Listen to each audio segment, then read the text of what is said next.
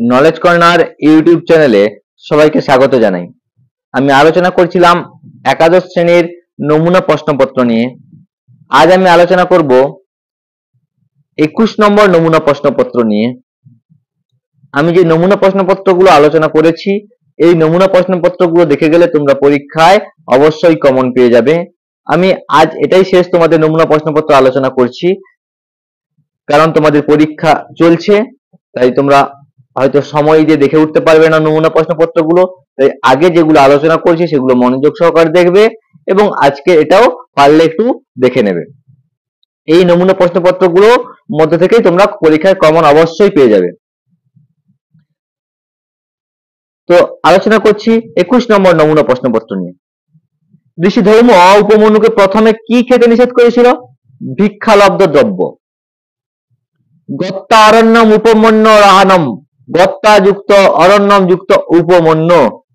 উপাধ্যায়ের সাথে dash দন্তা কাষ্ণায় সদন্তা, ভবত dash ভবিষ্যন্তি, ভবত হিরণময়া ভবিষ্যন্তি। স্তম্ভ মেলাতে বলছে কি না ধৌমকে, না ধৌম হচ্ছে আয়ধৌম, আয়ধৌমকে উপাধ্যায়, উপমন্যুকে শিষ্য, অশ্বিন চিকিৎসক, বেদব্যাস রচয়িতা। তারপর বলছে মহাভারতের আদি পর্বে কোন অধ্যায় উপমন্যু কথা গল্পটি রয়েছে? না তৃতীয় অধ্যায়। নাম কি? না পোষ্য পর্বাধ্যায়। অশ্বিনৌস্তুই কার উক্তি? উপাধ্যায়ের উক্তি। কার্পণ্যদোষাৎ প্রত্যুম্নে বুদ্ধি বিকারজাত, কার উক্তি? রঙ্গিনীর উক্তি। নাস্য ড্যাশ প্রসরতি, নাস্য বাক প্রসরতি। নাট্যাংশ অনুসারে পুনর্বিন্যাস করো। কি বলছে? না কপালি কুকুরের মতো শব্দ করে নখ ও দাঁত দিয়ে ডাক্তারকে আক্রমণ করতে চেষ্টা করলো। ডাক্তার বিকারের লক্ষণ দেখে উত্তপ্ত লোহা সরাকা দিয়ে ক্ষতস্থান দাহ করতে হবে বললেন। ডাক্তার ভয়ে দক্ষিণা না নিয়ে পলায়ন করলেন। স্ত্রী রঙ্গিনী সত্তর লোহা সলাকা আনতে বাইরে বেরিয়ে গেলেন। এখানে 1 নম্বর হচ্ছে বি, 2 নম্বর ডি, 3 নম্বর এ, 4 নম্বর সি। সঠিক রেখাচিত্র কি হবে? না রচয়িতা শ্রীজীব ন্যায় তীর্থ, দুটো ঠিক আছে। বলছে কি তারপরে কি শ্রেণী, কোন শ্রেণীর রচনা? না প্রহসন, ঠিকই আছে। প্রহসন 3টেই আছে। তারপর কি আছে বলছে রস হাস্যরস, রস হাস্যরস ঠিকই আছে। তারপর বলছে নায়ক পঙ্গুরাম, তাহলে এটা ভুল। তারপর এটা নায়ক কপাল, এটা ঠিক।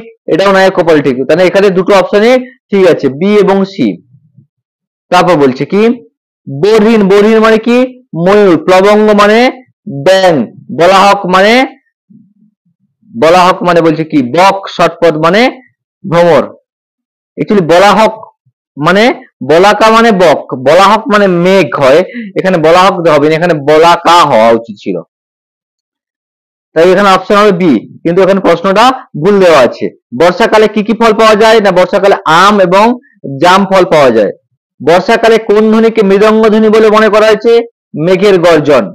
সত্য ও মিথ্যা নির্ণয় করো। বর্ষাকালে বলাকার সারিকে মেঘের মালার মতো মনে হয়, ঠিক।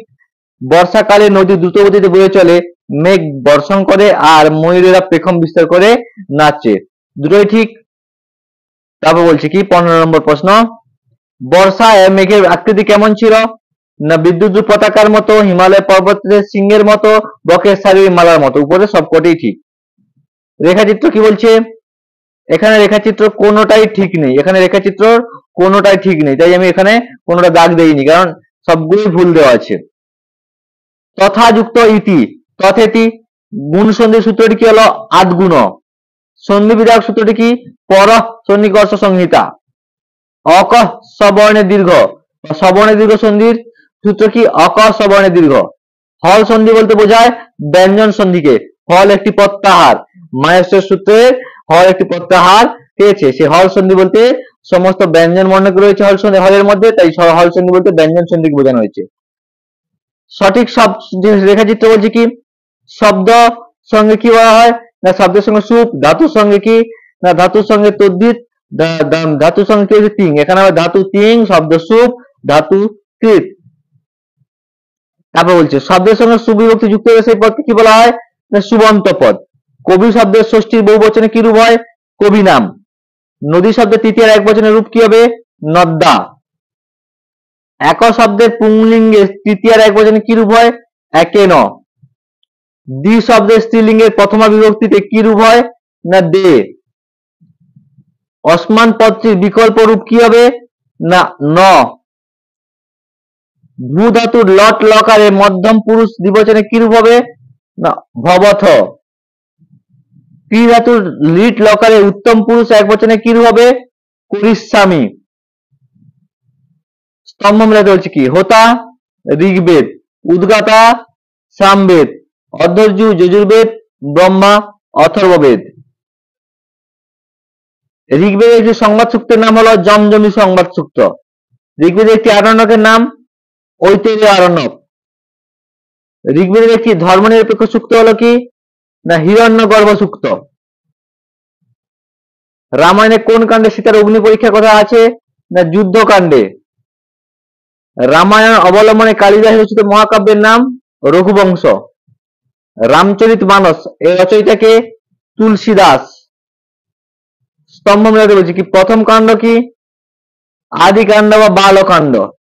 তৃতীয় কাণ্ড কি? অরণ্যকাণ্ড। পঞ্চম কাণ্ড কি? সুন্দরকাণ্ড। সপ্তম কাণ্ড উত্তরকাণ্ড। কথা সরিত সাগরের রচয়িতাকে? না সোমদেব। মুনিমুষিক কথা গল্পটি কোন গ্রন্থে রয়েছে? হিতোপদেশ। এ হলো তোমাদের 21 নম্বরের নমুনা প্রশ্নপত্রের 40টি প্রশ্নের উত্তর সহ আলোচনা। প্রত্যেকে আশা করি বুঝতে পেরেছো ভিডিওটা বা আলোচনাটা। বুঝতে পেরে থাকলে লাইক, কমেন্ট এবং শেয়ার করে দিও।